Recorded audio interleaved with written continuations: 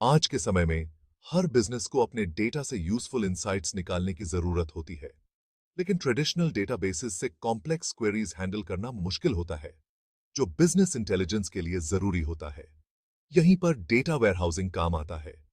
Data warehousing एक powerful तरीका है लार्ज वॉल्यूम्स ऑफ डेटा को ऑर्गेनाइज और एनालाइज करने का। इससे बिजनेसेस इन्फॉर्म डिसीजंस ले पाते हैं। डेटा क्यूब्स और ओलेपी डेटा वेयरहाउसिंग के एसेंशियल कंपोनेंट्स हैं। ये डेटा को एनालाइज करने और कंपेटिटिव एज हासिल करने का एक स्ट्रक्चर्ड तरीका प्रदान करते हैं। आइए डेटा क्यूब्स और ओलैप की दुनिया में डाइव करते हैं। हम एक्सप्लोर करेंगे कि ये डेटा एनालिसिस में कैसे रेवोल्यूशन लाते हैं।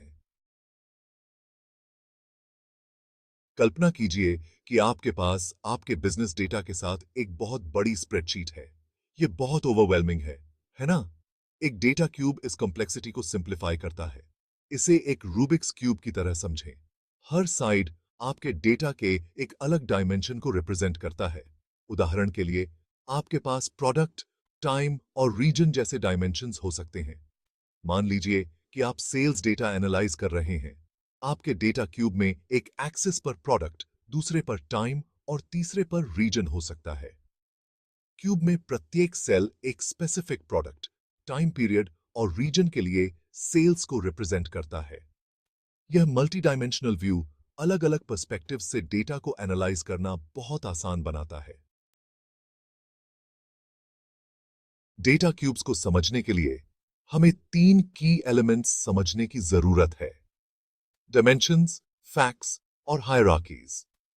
डायमेंशंस वे पर्सपेक्टिव्स हैं जिनसे आप डेटा एनालाइज करते हैं। कॉमन डायमेंशंस में टाइम, प्रोडक्ट, कस्टमर और लोकेशन शामिल हैं। ये आपके एनालिसिस को कॉन्टेक्स्ट प्रदान करते हैं। फैक्ट्स वे एक्चुअल डेटा पॉइंट्स होते हैं जिनका आप एनालिसिस करना चाहते हैं। हमारे सेल्स एग्जाम्पल में सेल्स फिगर्स फैक्ट्स होंगे। ये आमतौर पर न्यूमेरिकल वैल्यूज होते हैं जिन्हें आप मेजर और एनालाइज करना चाहते हैं। हायरार्कीज डायमेंशंस को ग्रैन्युलैरिटी के डिफरेंट लेवल्स में ऑर्गेनाइज करने का तरीका प्रदान करते हैं। उदाहरण के लिए, टाइम डायमेंशन में ईयर, बानने,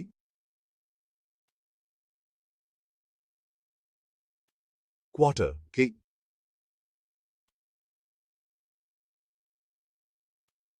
अंत, ए डे की हायरार्की हो सकती है। यह आपको डिटेल के डिफरेंट लेवल्स पर डेटा एनालाइज करने की अनुमति देता है। Section 4 OLAP Unlocking Insights with Multidimensional Analysis। अब बात करते हैं OLAP की, जिसका मतलब है online analytical processing.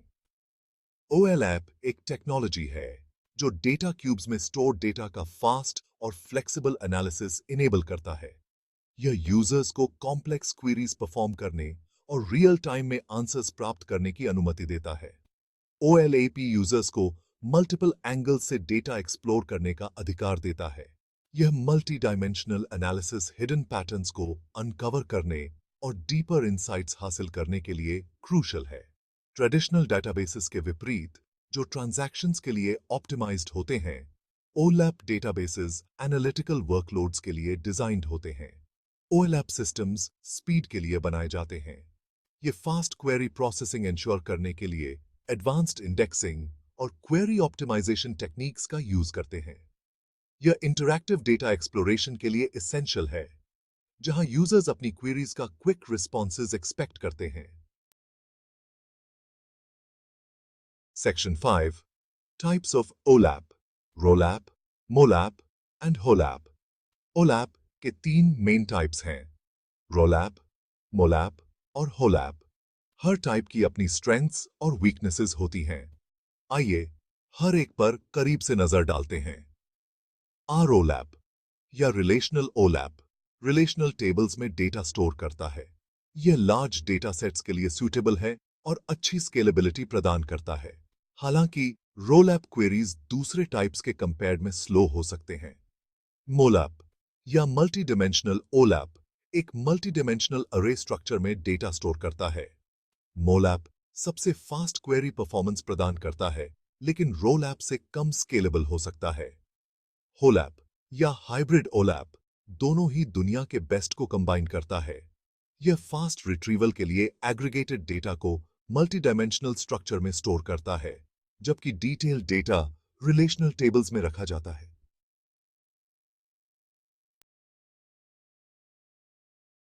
Section 6.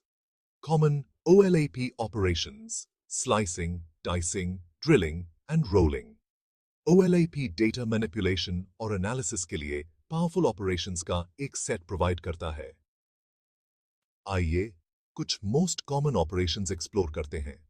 Slicing में डेटा क्यूब से डेटा का एक सबसेट सिलेक्ट करना शामिल है। एक केक को स्लाइस करने की कल्पना करो। आप एसेंशियली एक स्पेसिफिक डायमेंशन के बेस्ड पर डेटा को फिल्टर कर रहे हैं। उदाहरण के लिए, आप एक पर्टिकुलर प्रोडक्ट की सेल्स देखने के लिए सेल्स डेटा को स्लाइस कर सकते हैं। डाइसिंग स्लाइसिंग के समान है, लेकिन आप मल्टीपल डायमेंशन से डेटा सिलेक्ट करते हैं। आप लार्जर क्यूब के भीतर एक स्मॉलर क्यूब क्रिएट कर रहे हैं। उदाहरण के लिए, आप एक पर्टिकुलर रीजन में एक स्पेसिफिक प्रोडक्ट की सेल्स देखने के लिए डेटा को डाइस कर सकते हैं। ड्रिलिंग डाउन आपको ग्रैन्युलैरिटी के फाइनर लेवल पर डेटा एक्सप्लोर करने की अनुमति देता है। आप एसेंशियली डेटा पर जूम इन कर रहे हैं। उदाहरण के लिए, आप समय के साथ सेल्स ट्रेंड्स देखने के लिए ईयर से क्वार्टर से मंथ तक ड्रिल डाउन कर सकते हैं। रोलिंग अप ड्रिलिंग डाउन का उल्टा है। यह डेटा को हायर लेवल पर एग्रीगेट करता है। आप एसेंशियली बिगर पिक्चर देखने के लिए जूम आउट कर रहे हैं। उदाहरण के लिए, आप मंथली सेल्स से क्वार्टरली सेल्स से ईयरली सेल्स तक रोल अप कर सकते हैं।